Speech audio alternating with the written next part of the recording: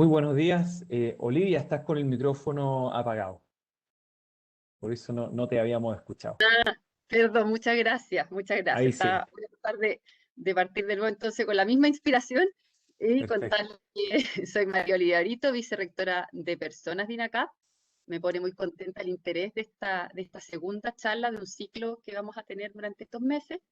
Eh, quería contarles en estos primeros minutos que este programa de inclusión y diversidad es un proyecto institucional que se basa, como dice la lámina que estamos viendo, en cuatro grandes ejes. Primero es contar con una política que forme parte entonces de nuestros planes institucionales de diversidad e inclusión. Estamos en etapa de desarrollar esa política.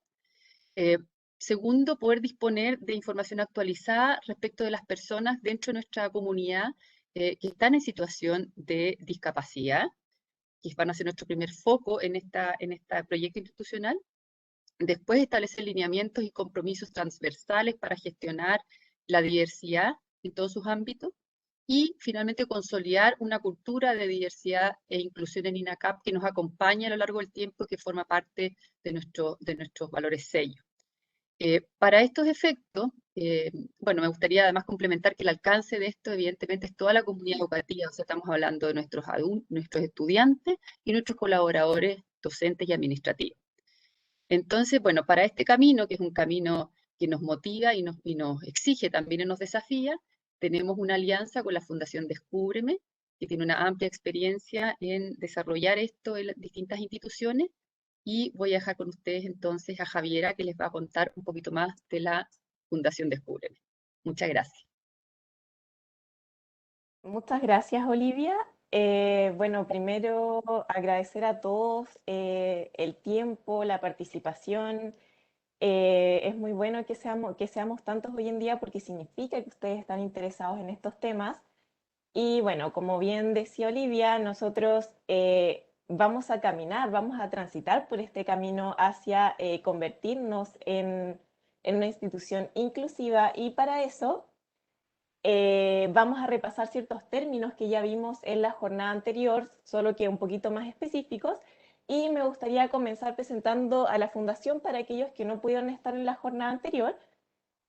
Fundación Descúbreme es una organización sin fines de lucro cuya misión es promover la inclusión de las personas con discapacidad cognitiva en todos los ámbitos del desarrollo humano. En este sentido, nosotros contamos con un área de consultoría, que es el área al que yo pertenezco, y justamente por eso, como les comentaba anteriormente, mi misión hoy día va a ser instruirlos en ciertos temas, repasar algunos temas que ya vimos, pero que en el fondo van a ser fundamentales que los entendamos muy bien para transitar por este camino que yo les contaba y también les contaba Olivia, de la inclusión. Y como sabemos, como vimos también en la jornada anterior, a nosotros siempre nos gusta comenzar mostrando un pequeño videíto que en el fondo nos va a pavimentar un poco el camino, nos va un poco a abrir las mentes a estos temas que vamos a hablar durante esta jornada. Así que, si me dan un segundito.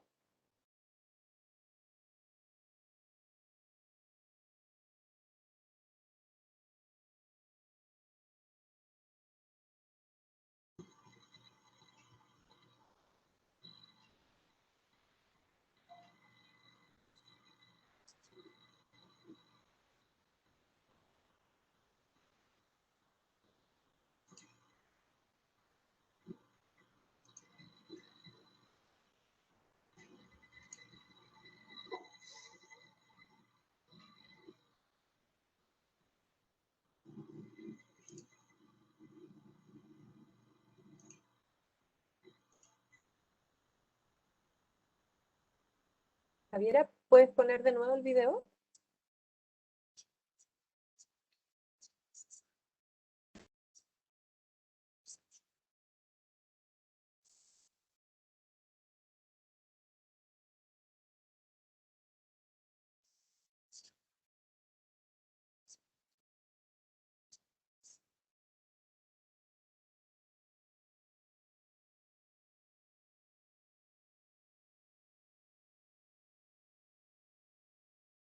Disculpen, me avisan por interno que no se escucha, así que lo voy a volver a compartir. Si es que me puede alguien confirmar que escucha bien el video, se lo agradecería mucho. Javi, yo lo escucho bien, pero no se vio desde el principio.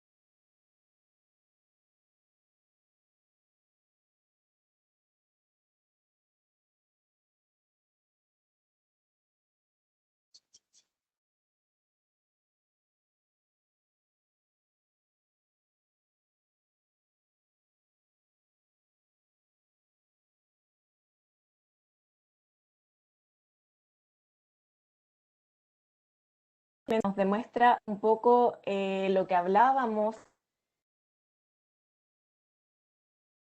¿verdad? Y que en base a eso nosotros podemos estadística que es visible de otra persona, a lo mejor.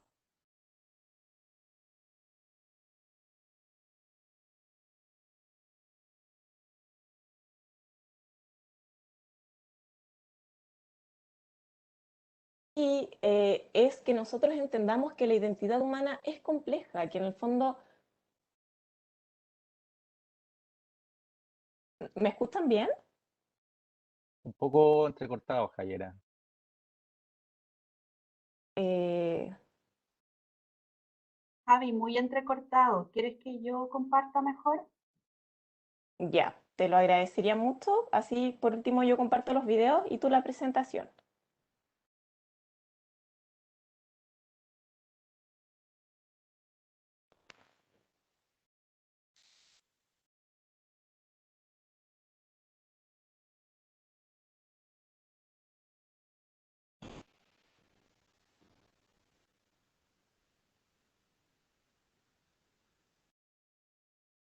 Me vayan escuchando mejor. Sole, no sé si...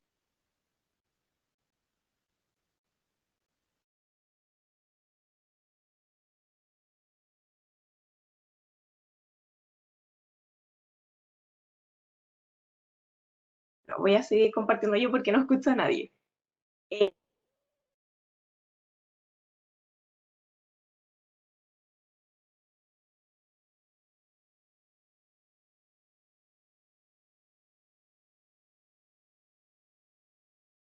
¿Qué tiene?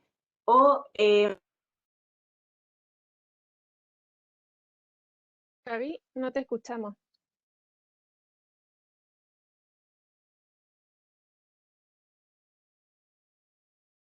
esta, en el fondo, complejidad de la persona está inserta en nuestra sociedad porque todos somos seres complejos, era cuando nosotros como institución, como organización, nos comenzábamos a preguntar cómo nos hacíamos cargo de esta diversidad que existe dentro de nuestra institución como fuera de ella, ¿verdad? Porque en el fondo nosotros convivimos con esta diversidad, con estas personas complejas día a día. Entonces, ¿cómo nosotros nos hacemos cargo? ¿Cómo nosotros comenzamos a levantar estos temas dentro de nuestra institución para que se empiecen a hablar, para que en el fondo comenzamos a digerirlos y a hacerlos parte de nosotros? Y la respuesta que nosotros entregábamos a esta pregunta de cómo nos hacemos cargo de esta complejidad es a través de la inclusión. Porque la inclusión como proceso, entendiendo que la inclusión es un proceso, que no es solamente un acto, nos va a permitir a nosotros como personas y a nosotros como institución aceptar, valorar y respetar a todas las personas independiente de las características, de los elementos por los cuales está compuesta esta persona. Entonces, como bien vieron en el video, el tema del cual nosotros vamos a conversar hoy en día, en el cual nosotros vamos a profundizar, es el grupo de la discapacidad, entendiendo que existe todo este marco de diversidad y que existen distintos subgrupos, que fueron los que vimos, algunos de los que vimos en la jornada anterior. Hoy día nos vamos a enfocar en este grupo de las personas con discapacidad. Y para entender, en el fondo, de qué hablamos cuando hablamos de este grupo de personas con discapacidad, nosotros tenemos aquí la definición que nos entrega la Convención Internacional sobre los Derechos de las Personas con Discapacidad, que en el fondo es una definición que no solamente nosotros usamos como fundación, sino que es una definición que nos rige a nivel nacional, porque Chile ratificó esta convención en el año 2008. ¿Y qué nos dice esta definición de la Convención Internacional sobre los Derechos de las Personas con Discapacidad? Que en el fondo, para entender este concepto de discapacidad, es fundamental que nosotros entendamos que existen dos ejes. Por un lado está efectivamente la condición de la persona, que puede ser física, mental o sensorial, y que puede ser también de carácter temporal o permanente. Y por el otro tenemos lo que son las barreras del entorno. Y estas barreras del entorno se pueden dividir a su vez en dos. Tenemos por un lado las barreras del entorno físicas o arquitectónicas, y aquí nosotros hacemos alusión a todas aquellas faltas de accesibilidad que no están para que una persona pueda acceder a todos los establecimientos, a todos los entornos de manera en igualdad de oportunidades. Por ejemplo, para que pueda desplazarse por la calle, para que pueda tomar la micro, a lo mejor como nosotros trabajamos en establecimientos de educación, que estos establecimientos tengan rampas, que tengan barandas, etc. Y por el otro lado tenemos lo que son las barreras del entorno actitudinales, que son las que yo como persona le pongo a la persona con discapacidad, muchas veces incluso antes de conocer a esta persona. Un ejemplo práctico, a lo mejor para que ustedes lo entiendan bien, si nosotros tenemos una persona con discapacidad en alguna carrera de nuestra institución, y no sé, nosotros impartimos a lo mejor las clases en un cuarto piso y no existen las medidas de accesibilidad para que esta persona suba en el caso de que sea usuario de silla de ruedas o tenga una discapacidad que en el fondo le impida desplazarse por escaleras, es aquí cuando nosotros estamos limitando la participación de esta persona. Entonces, en el fondo, esta persona tiene muchas barreras arquitectónicas y también actitudinales porque nosotros no pensamos, no consideramos todas las posibilidades para que esta persona tenga un buen desempeño, digamos, en nuestra institución. Entonces, aquí un ejemplo de estas dos barreras que también pueden estar combinadas, ¿verdad? Cuando nosotros tenemos estos dos elementos, es cuando nosotros vamos a estar limitando la participación en la vida de una persona. La vamos a estar limitando en la vida social, en la vida educacional, en la vida laboral, cultural, política, etc. Y es aquí, cuando existe esta limitación, es cuando nosotros podemos decir que efectivamente existe una condición de discapacidad. Es decir, condición más barreras del entorno y finalmente una limitación. Entonces, cuando ya tenemos un poco más claro qué es este grupo de la discapacidad en términos conceptuales, hablemos un poco en términos estadísticos. Y esta parte es fundamental que nosotros entendamos porque muchas veces nosotros pensamos que las personas con discapacidad son un grupo reducido, ¿verdad? Que es un grupo muy chiquitito, porque en el fondo no nos encontramos con ellos en la calle o en el supermercado o a lo mejor en nuestro mismo lugar de trabajo, ¿verdad? Sin embargo, las estadísticas nos dicen que este grupo no es tan pequeño como nosotros pensamos. En el 2018, la OMS nos dijo que alrededor del 15% de la población mundial presentaba alguna discapacidad. En Chile, el 16,7% de la población mayor a 2 años presenta algún tipo de discapacidad, mientras que el 20% de la población adulta, es decir, de 18 años o más, presenta algún tipo de discapacidad. Cuando nosotros desagregamos este número por género, vemos que el 20,3% de las mujeres presenta alguna discapacidad, mientras que el 12,9% de los hombres presenta algún tipo de discapacidad. Y a lo mejor a algunos de ustedes les puede llamar la atención de que el número de mujeres sea bastante mayor que el de los hombres.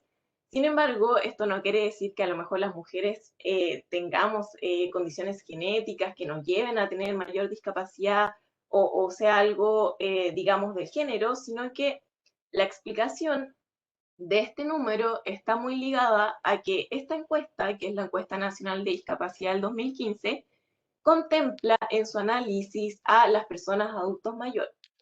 Y como muchos bien sabemos, hoy en día tenemos una población mayormente envejecida en Chile y que mayormente es femenina porque últimamente las mujeres vivimos más que los hombres.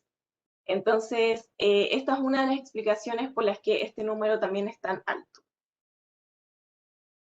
Ahora bien, cuando nosotros hacemos un zoom un poco más amplio o un poco más específico en ciertos aspectos de la vida, podemos ver que, por ejemplo, en términos de empleo, el 57,2% de las personas con discapacidad se encontraban inactivos al momento de tomar este sondeo. ¿Qué nos dice esto? Que estas personas nunca han tenido un empleo formal y nunca han buscado un empleo. Es decir, total y completamente excluidos de lo que es el ámbito laboral. A lo mejor algunos de ustedes me dicen, sí, un número bastante alto excluido del ámbito laboral, pero casi el 40% se encontraban ocupados, que es esta franja verde que tenemos acá. Sí, casi el 40% de las personas con discapacidad se encontraban ocupados al momento de tomar esta encuesta, pero esta categoría de ocupados no nos quiere decir necesariamente que esta persona tenía un empleo formal al momento de que se tomó esta encuesta, sino que bastaba con que esta persona trabajara 1 hora remunerada la semana anterior a la toma de encuesta para que esta persona entrara en esta categoría. Entonces, por ejemplo, si esta persona trabajó la semana anterior cortando el pasto del vecino y por ello tuvo una remuneración, esta persona entraba en esta categoría de ocupados. O sea que este 40% no necesariamente nos dice que esta persona tenía un empleo formal. Entonces podemos ver una amplia exclusión de las personas con discapacidad en el ámbito del empleo. Y una de las razones por las que sucede esto son los años de escolaridad que alcanzan las personas con discapacidad. En el gráfico del medio tenemos los años promedio que alcanzan las personas con discapacidad y los años promedio que alcanzan las personas sin discapacidad. Las personas con discapacidad alcanzan en promedio años de escolaridad un 8,6, lo que equivale por ahí a octavo básico, mientras que las personas sin discapacidad un 11,6, que equivale por ahí a cuarto medio. Entonces, si ya para una persona con discapacidad que se enfrenta a una multiplicidad de barreras del entorno, como decíamos anteriormente, y que además tiene bajos años de escolaridad, por supuesto que acceder o encontrar un empleo se le hace sumamente difícil. Y estas dos aristas en conjunto, digamos, la exclusión del empleo y como vemos también la exclusión en el ámbito escolar, conllevan a que la persona con discapacidad esté sujeta a una mayor condición de pobreza y de vulnerabilidad. Cuando vemos el último gráfico referente a pobreza, vemos a la población de Chile dividida en 5, que comúnmente se llaman quintiles, en donde el primer quintil es el más vulnerable y el último quintil es el menos vulnerable.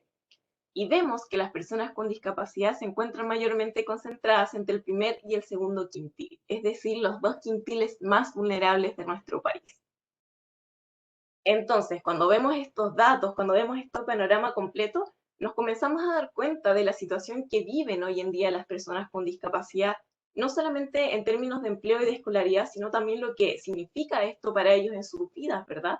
Que en el fondo los lleva a tener esta condición de vulnerabilidad, de pobreza, que es lo que hoy en día nosotros queremos visibilizar, que queremos que entiendan, porque en el fondo, de alguna manera es lo que tenemos que comenzar a romper y a cambiar, ¿verdad? Es un poco misión de cada uno, de nosotros replantearnos qué es lo que está pasando con este grupo de diversidad y cómo podemos hacernos cargo un poco de esto.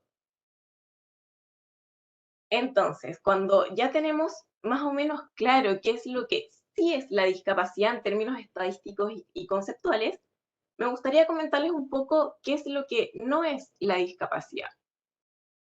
Aquí nosotros traemos una serie de mitos y prejuicios que hemos recopilado a lo largo de nuestro trabajo como fundación y que son mitos y prejuicios bastante comunes dentro de las distintas instituciones y organizaciones con las que nosotros hemos trabajado y que probablemente también a ustedes les van a hacer mucho sentido. El primer mito y prejuicio con el cual nos encontramos bastante es que nos dicen que las personas con discapacidad tienen un bajo rendimiento y son poco productivos.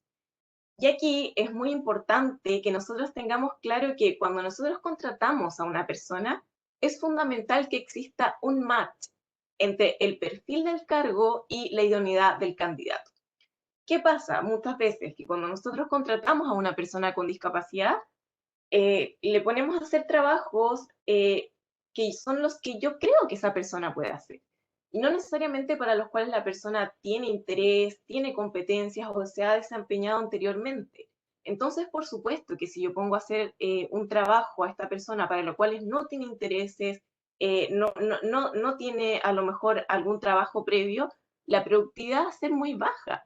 Y lo podemos ver en nosotros mismos también. Por ejemplo, yo soy cientista político de profesión, por lo tanto, por supuesto que si una empresa me contrata para que yo cocine o para que a lo mejor trabaje en una sala de máquinas, por supuesto que mi productividad va a ser muy baja, por no decir nula, porque no es lo que a mí me interesa, porque no es en lo que yo me he desempeñado a lo largo de mi vida, porque no es para lo que yo tengo intereses.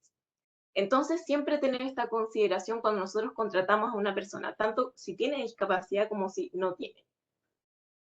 El segundo mito y prejuicio es que las personas con discapacidad presentan un gran ausentismo laboral. Este argumento sigue, o este mito sigue estando muy ligado a que las personas con discapacidad son personas enfermas. Y esto no necesariamente es así. Una persona con discapacidad, no por el hecho de contar con esta característica, significa que la persona va a pasar en cama, que la persona va a pasar en chequeos médicos, etc. Sino que como cualquier otra persona, como cualquier mortal, esta persona por supuesto que va a tener que ir a hacerse chequeos y a revisarse cada cierto tiempo, pero con un previo aviso a la organización, con permisos establecidos, no necesariamente faltar un día y que no sepamos dónde está esta persona. Y este argumento, este mito, era tan común dentro de las instituciones y las organizaciones que en el año 2016 nosotros como fundación, junto a AJA Inclusión, hicimos un estudio con un número considerable de organizaciones de distintos rubros, el cual arrojó que las personas con discapacidad presentan menos licencia y presentan menos ausentismo laboral que las personas sin discapacidad. Y esto en parte porque las personas con discapacidad han estado exentas de oportunidades a lo largo de su vida, lo que de alguna manera los lleva a pegarse mucho más a esta oportunidad que nosotros les estamos dando, ¿verdad? El tercer mito y prejuicio, bastante común también, sobre todo en organizaciones que tienen que ver con la minería o a lo mejor con la construcción, es que nos dice que el entorno de la organización es riesgoso para la persona con discapacidad. Y esto lo podemos aplicar a lo mejor en cualquier establecimiento, ¿verdad? Que pensamos que el entorno puede ser riesgoso. Y por supuesto que aquí pensar en un riesgo cero es bastante difícil. Sin embargo, cuando nosotros proveemos las condiciones de igualdad para un óptimo desempeño de todo mi personal, de todos mis colaboradores, de todos mis alumnos en este caso, por supuesto que nosotros podemos asegurar que el entorno es seguro, porque estamos pensando en todos y cada uno de ellos, y no solamente en un grupo, sino que esto nos lleva a pensar en todas y cada una de las posibilidades para las cuales nosotros podemos tener una prevención, un protocolo, etc. Y es ahí cuando nosotros podemos decir que el entorno de mi organización, el entorno de mi institución es seguro. Y el último mito y prejuicio, bastante común también, es que muchas veces las personas tienen dudas de si el personal va a aceptar o incluir a la persona con discapacidad, en este caso a lo mejor los alumnos, el entorno, digamos, de la comunidad va a aceptar a esta persona con discapacidad. Y aquí nosotros citamos un estudio de la OIT junto a SOFOFA del año 2013, que nos dice que el 63,8% de las organizaciones declara que de la inclusión laboral, del proceso de inclusión, se desprenden distintos beneficios como mayor productividad, mejor trabajo en equipo, mejor clima laboral, compromiso, etc. Aquí nosotros ponemos este estudio, pero si ustedes buscan en internet hay una infinidad de estudios que avalan esto que estamos diciendo, que en el fondo de este proceso de inclusión se desprenden beneficios para la institución, para el personal o el grupo y para la persona que está siendo contratada. Y aquí la idea no es que nosotros queramos instrumentalizar a las personas con discapacidad y que ustedes piensen que de este proceso de inclusión se va a mejorar todo dentro de la institución, sino que la intención aquí es más que nada visibilizar que estos beneficios existen, que se dan y que son comunes cuando uno practica estos procesos de inclusión. Simplemente eso, no instrumentar a las personas con discapacidad y que ustedes piensen que trayendo a una persona con discapacidad se van a solucionar todos los problemas. No es la idea. Y aquí, antes de seguir, me gustaría mostrar otro video.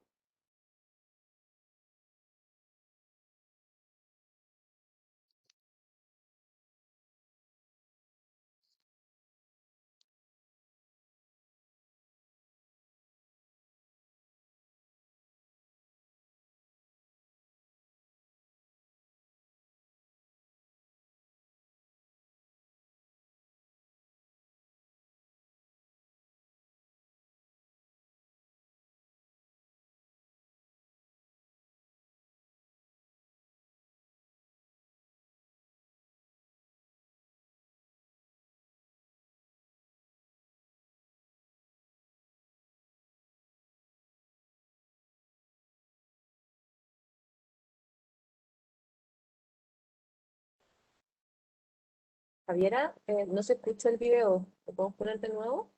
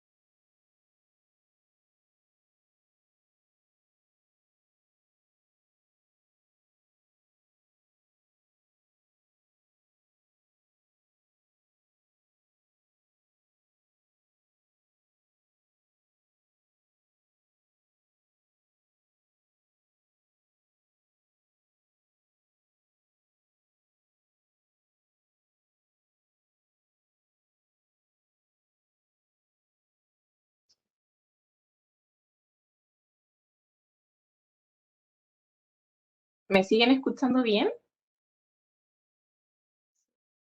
Sí, perfecto. ¿Sí?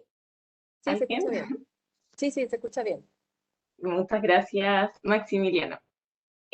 Bueno, este video nos muestra un poco los mitos y prejuicios que nosotros tenemos asociados muchas veces a las personas con discapacidad. Y la idea con este video, la idea, estos videos se los vamos a compartir nosotros, todos estos los tenemos en links, así que se los podemos mandar al final para que ustedes los vean completos, en el caso de que si alguien no lo vio bien porque tiene problemas de internet, lo va a poder revisar mejor cuando los enviemos. Y aquí la idea de este video era un poco interpelarnos a nosotros mismos y cuestionarnos un poco de cómo nosotros vemos a las personas con discapacidad. La idea aquí es que nosotros nos replanteemos no solo cuáles son los mitos y prejuicios generales que existen en la sociedad, sino que cuáles son los que yo tengo como persona respecto de este grupo. Por ejemplo, ¿qué nos pasa a nosotros cuando vemos estas fotografías que están aquí?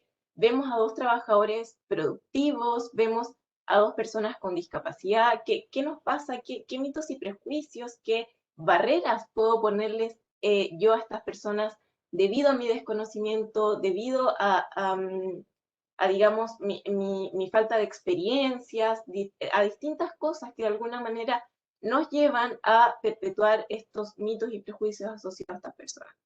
Entonces aquí la idea es que ustedes reflexionen, que al final a lo mejor tengamos unos minutos de reflexión respecto de esto, qué les parecieron los videos también, qué les pareció todo este contenido. Y por supuesto que para nosotros es muy importante que ustedes entiendan por qué hoy en día hablamos de inclusión. Porque esta es la palabra que hoy en día estamos usando para referirnos a estos procesos, ¿verdad? De incorporar a las personas con discapacidad y de distintos grupos de diversidad en nuestra vida cotidiana. Y esto porque a lo largo del tiempo, la forma en la que nosotros vemos la vida, que le vamos a llamar paradigmas, ha ido evolucionando a través del tiempo, ¿verdad? Y me gustaría que pensáramos un poco qué pasaba antiguamente respecto de las personas con discapacidad, cómo los veíamos, a lo mejor cuál era la forma en que los estábamos tratando o cómo era la forma que para nosotros era la correcta en ese momento. Y antiguamente el paradigma y la forma de ver la vida era a través de la exclusión. En el fondo, si lo pensamos, las personas con discapacidad no participaban de absolutamente ningún ámbito de la vida. No los veíamos en las calles, no los veíamos en un supermercado, en la iglesia, en los distintos entornos en los que la gente compartía. Las personas con discapacidad no estaban presentes, ¿verdad? Básicamente estaban encerrados, o muchas veces se iban a vivir al campo, porque en el fondo no era lo común que estas personas participaran en el entorno. Afortunadamente, esto con el tiempo comenzó a cambiar y pasamos a un paradigma de la segregación. ¿Qué pasaba? Que en el fondo las personas con discapacidad sí salían, sí compartían en ciertos entornos. Sin embargo, nosotros los dejábamos todos juntitos en una parte mientras nosotros estábamos todos juntos en otra.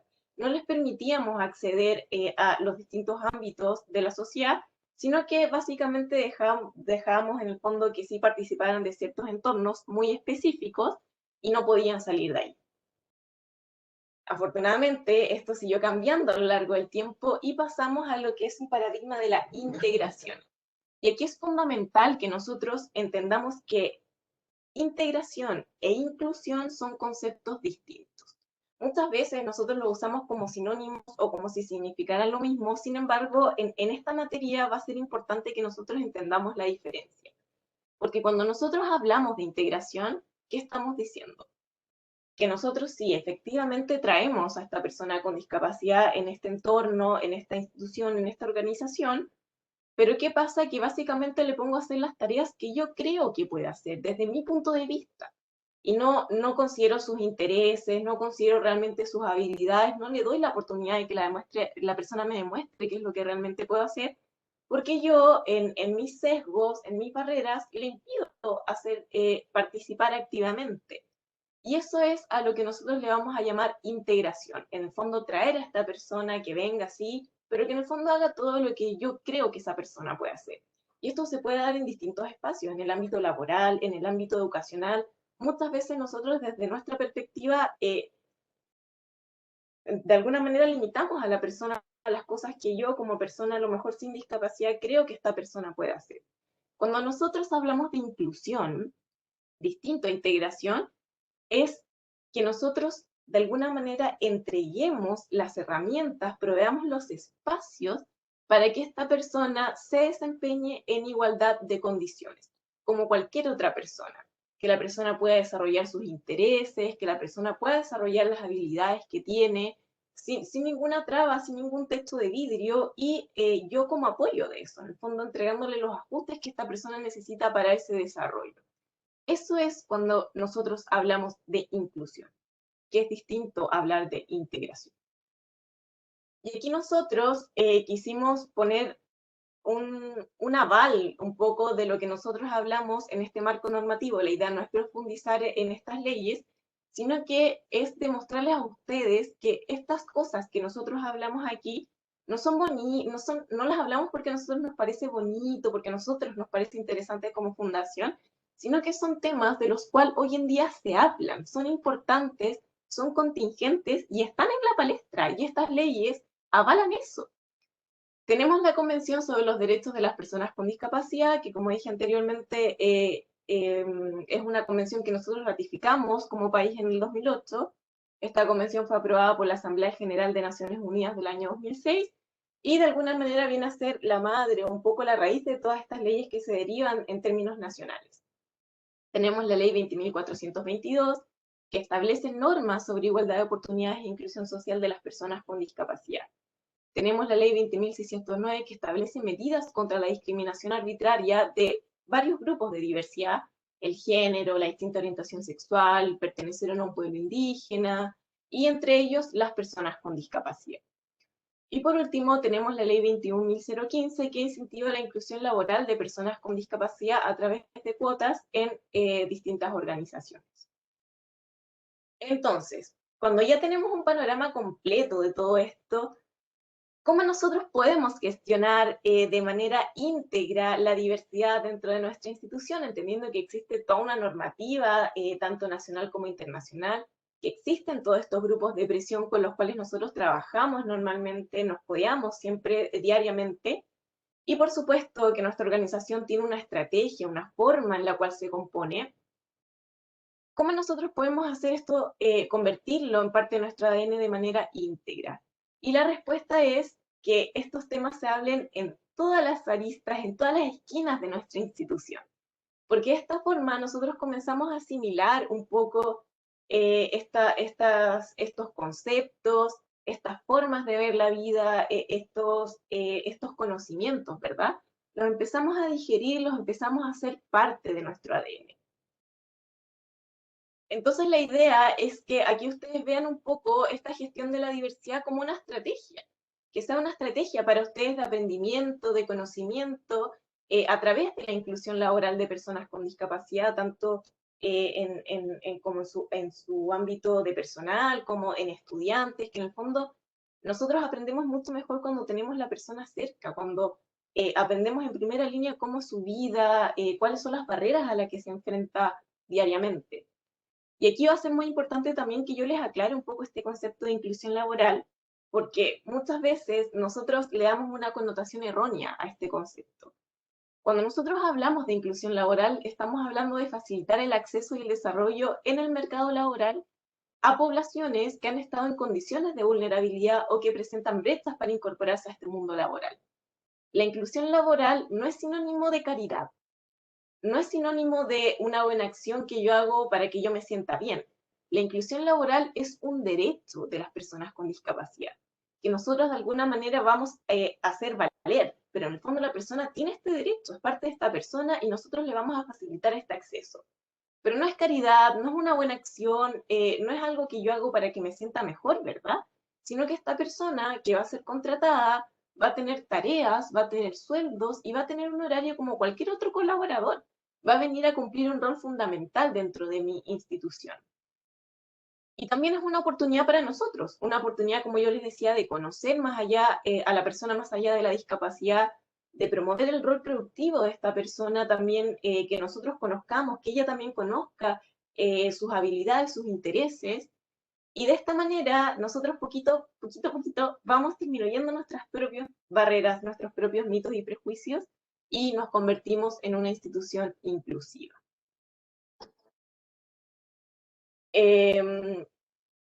Dado el tiempo, y porque me gustaría también que comentáramos todas esas cosas que ustedes han puesto en el chat, voy a irme directamente a las recomendaciones generales que nosotros les queremos entregar en el fondo para que ustedes las puedan practicar tanto dentro de su trabajo como en su vida personal, que las transmita también entre su grupo de amigos, familia, etc.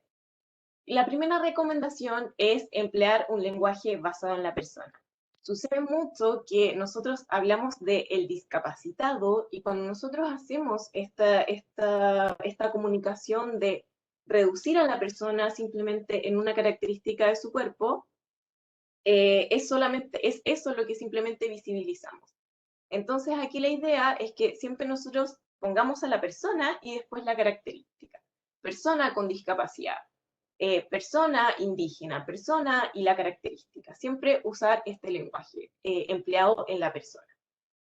El segundo es no emplear expresiones despectivas de alguna manera, que de alguna manera reproducen estos mitos y prejuicios y estereotipos que discriminan a este colectivo. Por ejemplo, cuando nosotros metemos todos al mismo saco, ¿verdad? Decimos todas las personas con discapacidad esto, o todas las personas con discapacidad esto otro.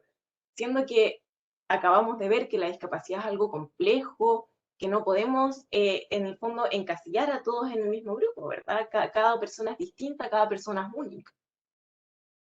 La tercera recomendación es evitar los eufemismos condescendientes. Y aquí justo me había aparecido esa pregunta de, por ejemplo, cuando nosotros nos referimos a las personas con discapacidad como personas con discapacidades diferentes, o perdón, con capacidades diferentes o con capacidades especiales.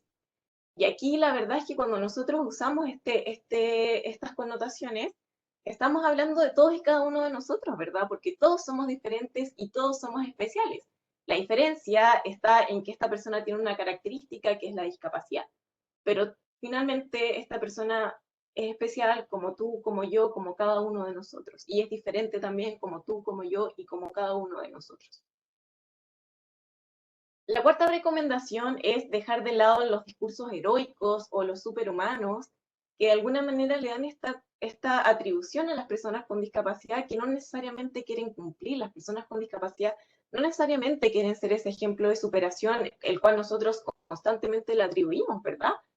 Entonces, un poco dejar de lado estos discursos porque los predispone a algo que no necesariamente ellos quieren cumplir y que lo estamos haciendo desde nuestra perspectiva, ¿verdad? Nosotros lo hacemos desde nuestra perspectiva sin considerar lo que ellos quieren o cómo quieren ser catalogados, ¿verdad? La quinta recomendación es evitar referirse a las personas con discapacidad como víctimas. Por ejemplo, cuando nosotros los llevamos a ser objeto de lástima, cuando nosotros decimos, a pesar de que la persona tiene discapacidad, logró acceder a la universidad. Incluso cuando la persona sufre de síndrome de Down, logró sacar todos sus ramos. Todas estas connotaciones que de alguna manera los llevan a esta situación de lástima, la idea es tratar de evitarlos porque también les da una connotación que no es la que nosotros queremos darle a este grupo. Y por último, ya lo hemos mencionado varias veces, la idea aquí es hablar de personas con discapacidad y personas sin discapacidad, entendiendo que la discapacidad es una característica más de la persona, como cualquier otra, como la edad, como la nacionalidad, como la orientación sexual de la persona, por lo tanto, tratar esta característica como tal. Personas con discapacidad y personas sin discapacidad. Y ya para cerrar, porque veo que hay varios comentarios en el chat, me gustaría mostrarles un cortito video, muy cortito, que refleja un poco lo que poca experiencia en tratar de personas con discapacidad, en cómo nos enfrentamos a esta situación.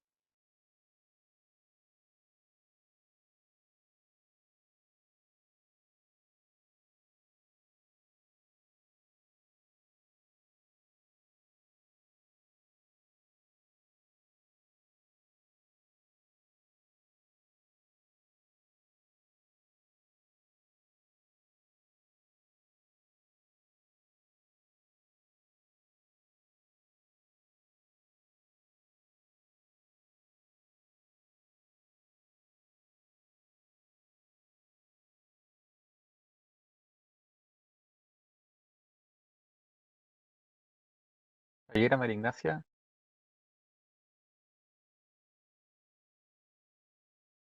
Sí, aquí estamos.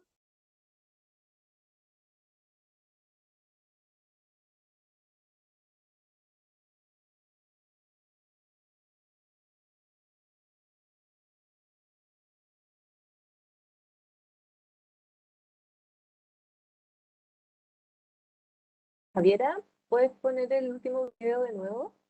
No se escuchó, no se ve. No se vio el video.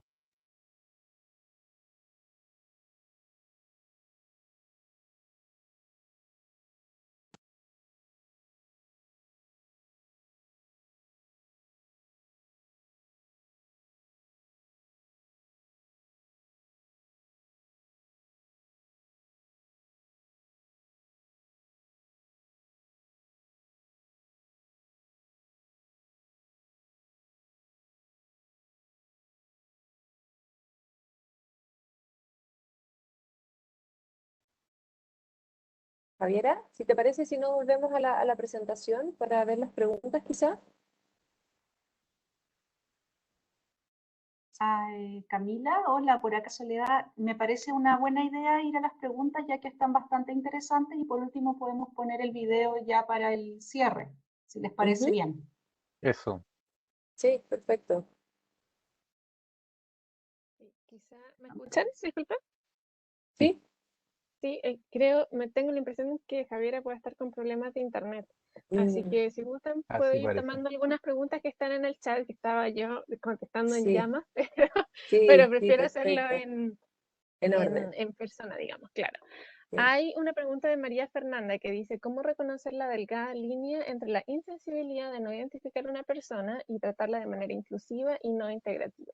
Esta es una pregunta súper compleja de contestar porque primero que nada, la discapacidad es una característica que la persona debe asumir. Primero que nada, yo no puedo asumir por alguien que tenga o no tenga una dificultad o una condición de discapacidad. Y cuando tenemos eso, claro, entonces lo más importante es considerar la percepción y las necesidades que la persona pueda tener y no asumir que esta persona pueda tener cierta necesidad o pueda requerir cierto ajuste simplemente porque yo asumo que tiene una condición de discapacidad. Ahí lo más importante de considerar es que la persona debe darnos a entender si es que requiere ajustes, si es que tiene alguna necesidad adicional y no asumir que yo tengo la respuesta a eso. Eh, Eso en términos generales. Hay otra pregunta también María que Ignacia, mira, dice, si quieres, sí, te puedo interrumpir porque al inicio había una pregunta que sirve, creo yo, para complementar eso que estás diciendo tú. Que cuando estábamos hablando de lo que es discapacidad o lo que no es discapacidad, José Molina decía, según lo que acaban de explicar, no existen personas con discapacidad, sino entornos que los hacen incapaces. ¿Es así? eso es cierto hasta cierto punto. No diría, es cierto hasta cierto punto porque las personas con discapacidad, si volvemos a la definición que mostraba Javier al inicio, la discapacidad se entiende como una combinación de factores, como una condición que tiene la persona, una condición que puede ser visual, sensorial en general, auditiva, intelectual, psíquica o psicológica o psiquiátrica, etc. Y la combinación con un entorno que lo incapacita, como decían en el comentario. ¿Qué significa esto en la práctica? Que cuando nosotros pensamos y diseñamos nuestros entornos, actividades, programas, políticas, etcétera, desde una perspectiva inclusiva, lo tenemos que hacer desde la consideración del diseño universal y de la accesibilidad. ¿Qué significa esto? Que tenemos que tener en consideración idealmente todas aquellas características que puedan facilitar el desarrollo y el desenvolvimiento y desempeño de una persona en igualdad de condiciones y de la manera más autónoma posible. Ahora bien, si bien el entorno tiene un rol fundamental en cuán, qué tan difícil puede ser para una persona desempeñarse en su vida cotidiana, no podemos desconocer que efectivamente la persona tiene una condición. ¿Y por qué no la podemos desconocer? Y esto se relaciona con una pregunta que estaba después, porque no podemos invisibilizar que que haya una persona particular que tenga necesidades adicionales o requiera ajustes adicionales que no estaban considerados en el diseño universal. Y esto es fundamental porque nuevamente, y volviendo a lo que decía recién, nosotros, como personas sin discapacidad, no podemos asumir qué es lo mejor para una persona con discapacidad, qué necesidades tiene o qué ajustes necesita. Por lo tanto, el entorno incapacita efectivamente, pero sin embargo, siempre hay que tener esta consideración centrada en la persona para poder garantizar un desempeño autónomo e independiente de todas las personas. María Ignacia, mira, ahí Sí. también hay una pregunta también de José que dice, ¿por qué no mejor hablar solo de personas? Y yo creo Sí. también una pregunta Sin adjetivo. interesante, Sí, exactamente, sin adjetivo, porque también hay cierta importancia en reconocer. exacto. Eso sé que, bueno, si lo puedes Sí. responder tú, No, pero es totalmente cierto, Juan Carlos, porque pasa lo siguiente, cuando nosotros utilizamos estrategias como esta, ¿no? Decir, bueno, pero somos todas personas, personas distintas, efectivamente, con características distintas, capacidades distintas, etcétera, pero personas al fin y al cabo. Esto es cierto, sin embargo, utilizar este tipo de estrategias invisibiliza primero que nada, la historia de las personas con discapacidad, que han sido excluidas sistemáticamente de todos los aspectos de la vida, de la educación, del empleo, del ocio, la cultura, etcétera.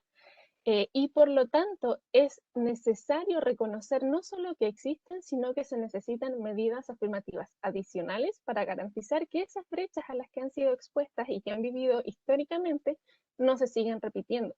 ¿Qué significa esto? Que si nosotros, por ejemplo, como institución educativa, no tenemos programas centrados en apoyar específicamente que los estudiantes con discapacidad tengan un acceso en igualdad de condiciones a la educación.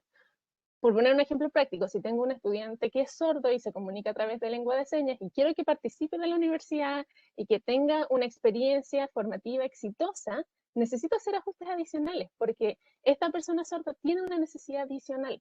Necesita un intérprete en lengua de señas, por ejemplo, para poder tener acceso a la información. Por lo tanto, cuando nosotros utilizamos estas estrategias como personas sin adjetivo, estamos invisibilizando esas necesidades particulares, lo que no es justo tampoco para las personas con discapacidad.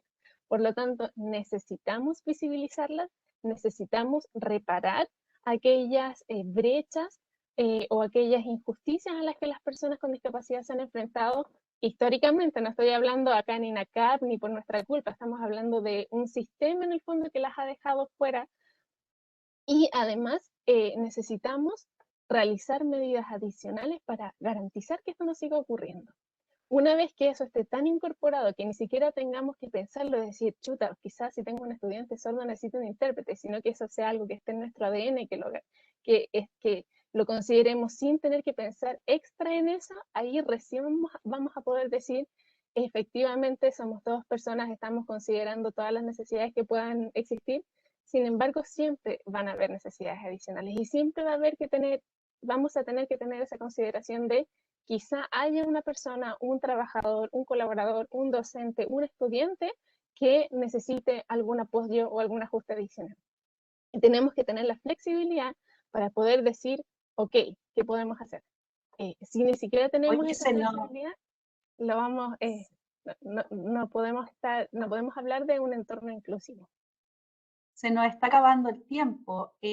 Nos gustaría escuchar si hay alguien que quiera hacer algún comentario o algo, porque ya se nos está acabando el tiempo de esta charla. Creo, corríjanme, pero creo que las personas no pueden hablar, solo pueden escribir los pueden comentarios. escribir, sí. Ahí pueden poner los Ya. comentarios en el chat. Sí. Entonces veamos si Y hay algún otro.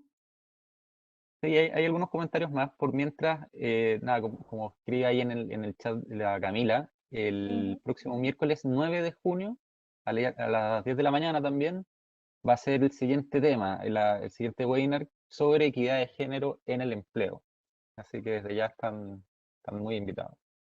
Oye, quizás el último comentario pudiese ser en torno a lo que dice Natalia Poblete, que dice, sin embargo, en Chile, especialmente en la educación, tenemos ese error técnico del programa de integración escolar definido como una herramienta inclusiva, y pone un gran error, así como... Sí, eso, bueno, si estamos hablando teóricamente, efectivamente es una contradicción, ya vimos que son términos opuestos, en realidad que significan cosas completamente distintas, y desde nuestra perspectiva como Fundación Descúbreme, eso debería ser corregido, no solamente en términos de nombre, sino también de enfoque, porque los programas de integración escolar son programas de integración, efectivamente. Entonces, si estamos hablando o pensando en diseñar y en construir sociedades inclusivas, entornos inclusivos, instituciones de educación inclusiva, entonces deberíamos tener ese cambio de perspectiva.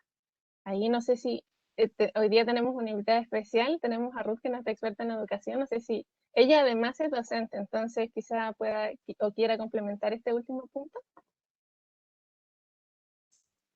Sí, no sé si me pueden escuchar bien. Perfecto. ¿Sí? Súper. Bueno, tal como lo señalaba María Ignacia y como comentaba Natalia, es una contradicción esto de tener nosotros estos programas de integración en los colegios como, ¿cierto?, una mirada inclusiva. Lo que se espera y en este camino que hemos avanzado y que hemos recorrido para llegar finalmente a este término que es la inclusión y a comprender realmente lo que es la inclusión, se vienen haciendo varios cambios y entre esos cambios también está el poder evaluar estos programas que hoy día se llaman programas de integración, pero que no son necesariamente inclusivos. Entonces estamos en esta transición aún, ¿ya? En esta transición de la integración hacia la inclusión. Por eso es que cuando nosotros hablamos de inclusión, la idea es que sean programas que sirvan para todos, ¿verdad? Y que esos programas sean programas inclusivos no solamente en los colegios, porque hoy día vemos que existen programas de integración, pero en los colegios, en enseñanza básica y en enseñanza media. Por lo tanto, también el desafío acá es cómo las instituciones de educación superior nos vamos transformando en instituciones que sean realmente inclusivas. Y pasemos también esta transición, ahora que ya tenemos esta información, ¿cierto?, de la terminología, cómo vamos pasando y cómo nos vamos construyendo como institución verdaderamente inclusiva y no necesariamente quedarnos en la integración, ¿verdad?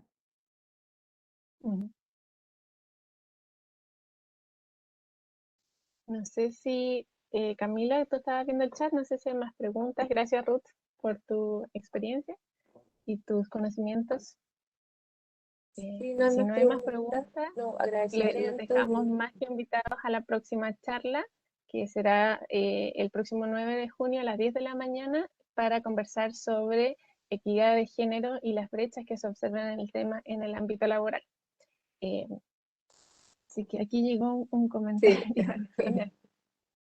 ¿Cómo visualizas hacia la educación superior un programa inclusivo real que hoy no existe? Mira, esa es una pregunta bien compleja de responder, la verdad, pero lo primero y lo más importante es visibilizar el tema. O sea, no solamente decir las personas con discapacidad existen, sino es una responsabilidad de las instituciones garantizar que puedan aprender efectivamente y tengan un paso exitoso por la educación, no solamente en la educación superior, también en la educación escolar. Y ahí al final llegó un comentario recién sobre cómo se sugiere que los docentes lo puedan hacer, y ahí me gustaría darle la palabra a Ruth, que quizás nos pueda contar algunas estrategias que pueden utilizar los docentes en el aula para garantizar que las personas sean incluidas. Sí, en ese sentido como dice la pregunta, ¿qué sugerimos nosotros que hagan los docentes? Yo creo que de partida estamos ya en una instancia de conocer, en una instancia en donde estamos mucho más informados y sobre todo ustedes están en una instancia como institución poniendo el tema sobre la mesa. Como docentes en particular, creo que pasa por un tema de voluntad, creo que como docentes pasa también por un tema de tomar conciencia de lo que es la diversidad, lo que es la discapacidad y también buscar nosotros mismos herramientas para prepararnos para poder atender a los estudiantes que presentan algún tipo de discapacidad. Sin embargo, creo que el trabajo solo del docente, preparándose, capacitándose por sí solo, si bien va a ayudar, creo que lo mejor y la mejor estrategia es hacerlo en conjunto y hacerlo con el apoyo de la institución, que es lo que se está haciendo hoy día, por ejemplo, en donde es la institución la que está poniendo el tema sobre la mesa y está diciendo, bueno, vamos a hablar de esto y vamos a ver cómo damos respuesta a estos estudiantes que pueden requerir, ¿verdad?, de algunos ajustes que se necesiten realizar.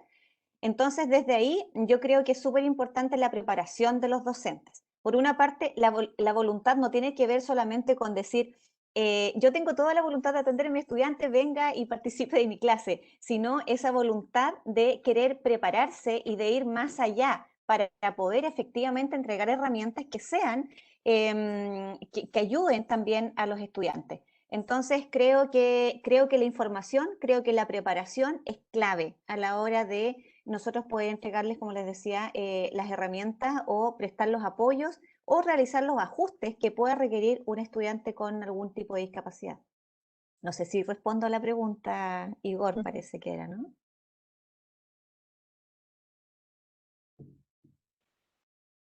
De todas maneras, me gustaría agregar solamente esta pregunta, que durante los próximos meses vamos a lanzar un diagnóstico para los colaboradores de la institución que considera además una sección para los docentes para que puedan dar a conocer todo este tipo de inquietudes y de preguntas que puedan tener. La idea es poder proponer en el fondo no solamente ideas, sino planes concretos en esta línea para poder garantizar lo que decíamos recién, que los estudiantes puedan tener un paso exitoso por la universidad, pero que también los docentes tengan la preparación necesaria para poder garantizar que esto suceda. Así que dentro de los próximos meses, cuando les llegue, por favor contéstenlo, porque no será de mucha información. Dale nomás. Sí, María Ignacia, lo que pasa es que estoy viendo una pregunta, no sé si tenemos tiempo para comentarla. ¿Sí? No sé si tengo unos minutos para comentarla. Sí, vamos con la última y cerramos, sí, dale. Ya, perfecto. Lo que pasa es que acá en el chat Vanessa habla sobre las escuelas especiales. Dice que en la escolaridad, digamos, en la enseñanza básica, las personas dicen que los niños deben ir a escuelas especiales. Cuando hablamos de escuelas especiales y que efectivamente es una realidad en nuestro país, nosotros estamos hablando de educación segregada, ¿ya? Y ese es el camino y ese es el tránsito que hemos tenido que ir pasando, digamos, hacia convertirnos en una sociedad más inclusiva. Cuando nosotros vemos que todavía existen las escuelas especiales, lo que estamos es limitando la participación y limitando en todo sentido a los jóvenes que participan de las escuelas especiales. Por eso también hoy día se habla de ir poco a poco disminuyendo, ojalá, esta participación de las escuelas especiales y que los niños, los estudiantes participen en escuelas inclusivas, ¿ya? De ahí que estos proyectos de integración, que es lo que tenemos hoy día, la idea es que vayan transitando hacia la inclusión plena, ¿verdad? Y estas escuelas especiales poco a poco vayan quitando esos apoyos que prestan hoy día, porque necesitamos tener una sociedad inclusiva. Si tenemos escuelas especiales o si seguimos teniendo escuelas especiales, nos enfrentamos a una barrera mucho más grande. ¿Por qué? Porque en la sociedad no tenemos supermercados especiales, no tenemos farmacias especiales, no tenemos centros comerciales especiales. Por lo tanto, lo que tenemos que hacer y lo que tenemos que ir construyendo y además ir formando es a personas que se puedan desempeñar en la vida cotidiana como cualquier otra, y que la sociedad también se vaya construyendo en base a una cultura inclusiva. Y eso parte también de la escuela. Si nosotros seguimos manteniendo a los alumnos en escuelas especiales, vamos a seguir fomentando la discriminación. Pero es una realidad. Las escuelas especiales es una realidad que también está transitando hacia la inclusión y por eso tenemos discusiones también en varios decretos de educación. Pero esa es la idea, no solo en este caso que la educación superior transite hacia una educación inclusiva, sino también en este caso de las escuelas especiales, la idea es que eso vaya disminuyendo cada vez más. Eso no quería dejar pasar porque creo que está muy relacionado con la educación superior y cuando hablamos de educación, inclusión en la educación superior, no podemos dejar pasar lo que ocurre en los niveles más abajo, en los niveles de educación básica y educación media. Yo aquí quería complementar un poco, Ruth, lo que tú dices es muy cierto y es muy válido y es muy valioso que las instituciones de educación superior estén preocupadas de estos temas y estén convirtiéndose o transitando hacia ser instituciones cada vez más inclusivas. También nuestra fundación está trabajando muy fuerte en un área nueva que lleva un par de años formándose y trabajando muy fuerte en las áreas de educación desde preescolar, educación básica y educación media. Y estamos transfiriendo conocimiento, herramientas muy valiosas a los docentes, porque ellos son los que en sala tienen que transitar hacia tener unas salas y aulas más inclusivas. Y así que le estamos tratando también, ahí estamos trabajando muy fuerte con los colegios y con las instituciones de educación básica y media para que sean instituciones cada vez más inclusivas y preparadas para recibir en ambientes inclusivos a los niños y a los estudiantes que se suman a sus colegios, a sus escuelas, liceos y todo eso. Y también estamos trabajando fuerte también con Fundación Chile en todo lo que es la educación técnica. Así es que en sus escuelas también que tienen formación técnica. Así es que eso también lo quería comentar para que sepan que como fundación también estamos muy fuertes en ese ámbito. Muchas gracias, Soledad. Me parece que nada, alcanzamos a responder varias preguntas y a abordar distintos temas. Yo creo que son súper interesantes y de hecho quiero destacar también todo el interés, valga la redundancia, de ustedes, de los participantes, de los que están haciendo posible también estos webinars. Así que nada, reiterar las gracias acá a las expositoras de la Fundación Descúbreme, a todos nuestros asistentes, colaboradores de INACAP, y también dejar muy invitados a este próximo webinar el día 9 de junio a las 10 de la mañana, para que estén ahí atentos al correo para su inscripción. Muchas gracias y que tengan un buen día.